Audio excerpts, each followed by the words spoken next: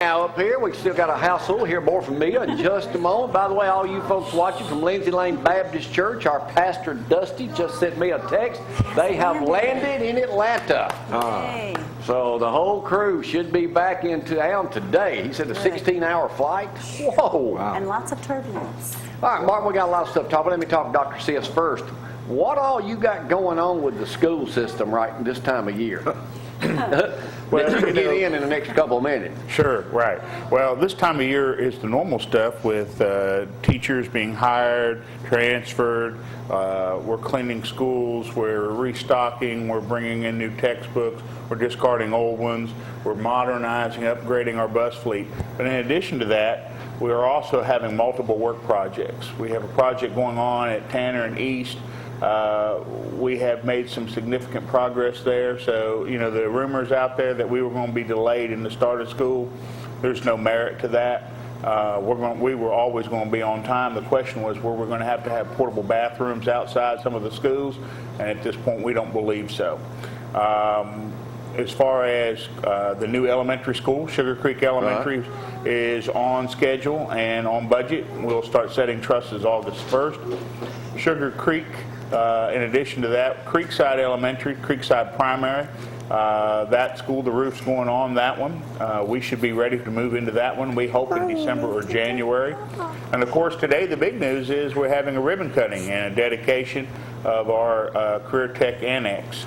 We'll be housing 5 programs there. That's 27,000 square feet of new space.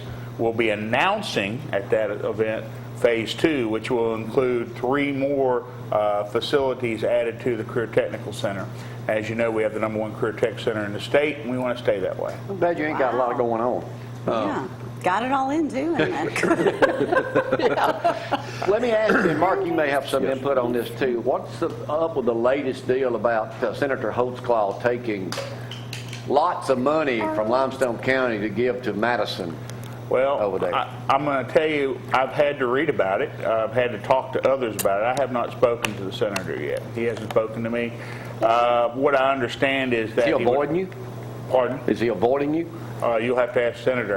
That's a good question. I don't know. Now, he'll be somewhere he has today, my number. won't If he wants to call me, he's certainly available. What's the latest on that? About $100,000 is what I heard was the proposal of Limestone County revenues, and about $50,000 of city revenues is what I heard the proposal was.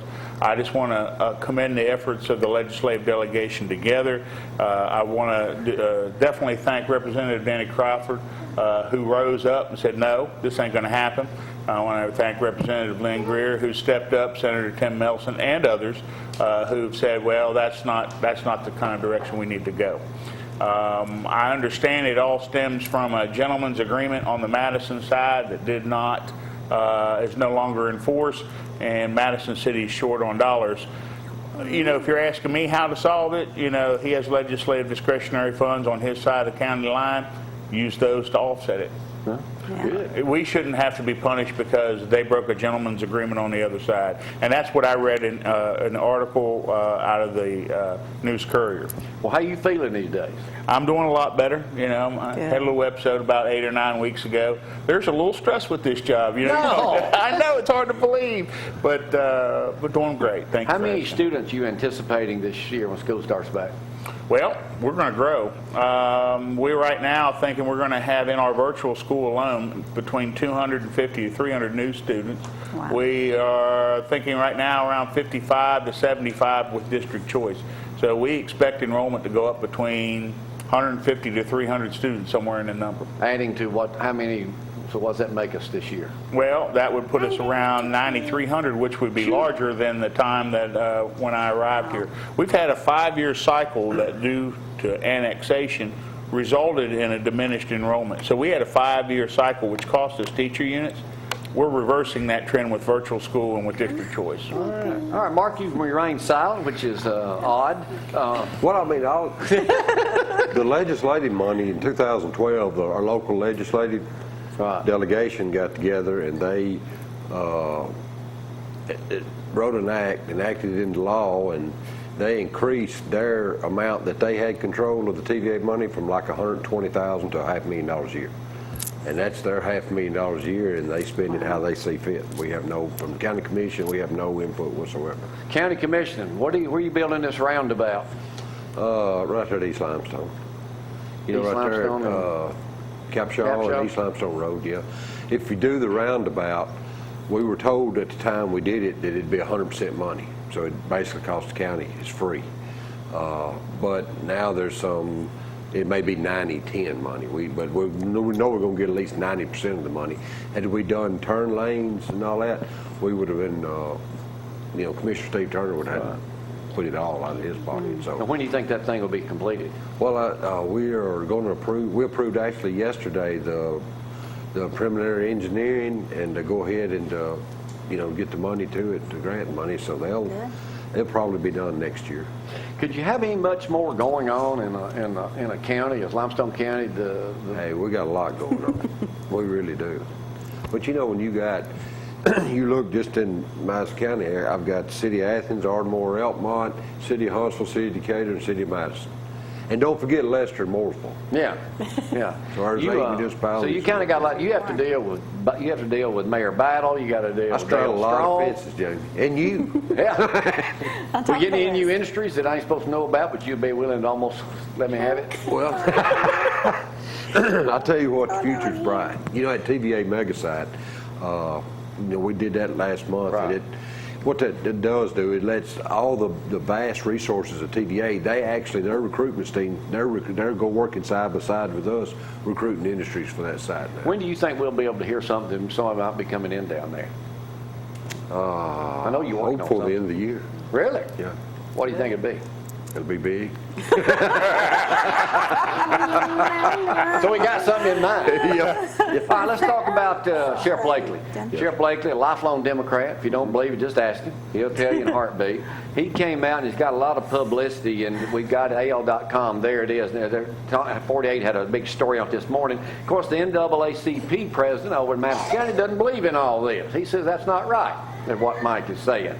But he called on President Obama and every other leader has made uninformed and presumptuous statements about law enforcement. Mike is as good as it gets. Yeah. Yes, sir.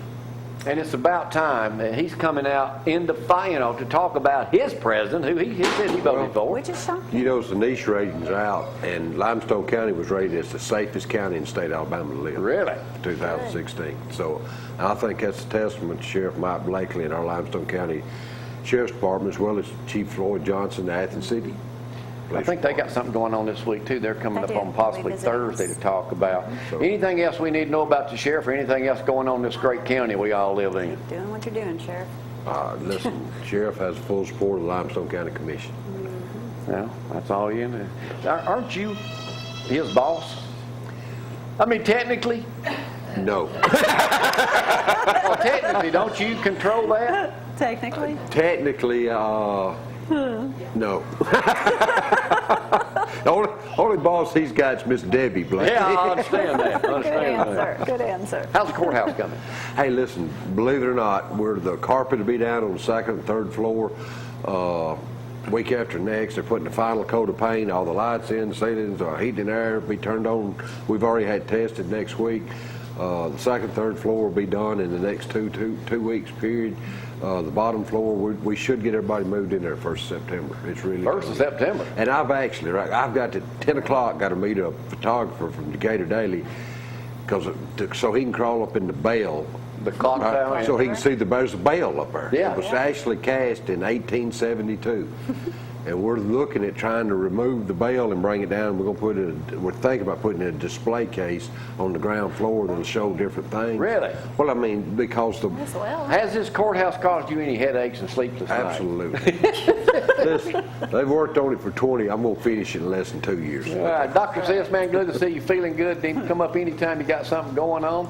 We're going to go out right now with Mia Farris this morning, but first off, I'm going to go over and talk to her for just a second. Let's go local and love it. Y'all hang on.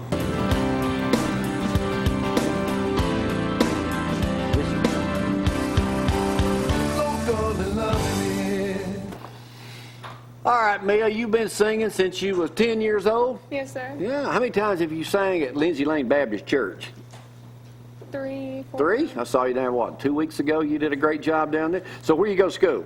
Elkmont. Elkmont. So are you going to become another Taylor Swift or something like that, or what's your plan? Hopefully. Hopefully, all right. Do you write any of your own stuff, or do you just use her stuff? I write some, but mostly sing other people's. Do you ever get embarrassed about entertaining, or is this your first live gig at 6 in the morning on television? Yeah, see, we like to get all the superstars up here that time. Where are you performing next? Probably Lindsay Lane. Probably Lindsay Lane. That's where a lot of them get started. All right, Mia's going to sing one more at least for us right now as we go out on this Tuesday morning. Thank y'all for getting up with us live and in person this morning. Mia Farris.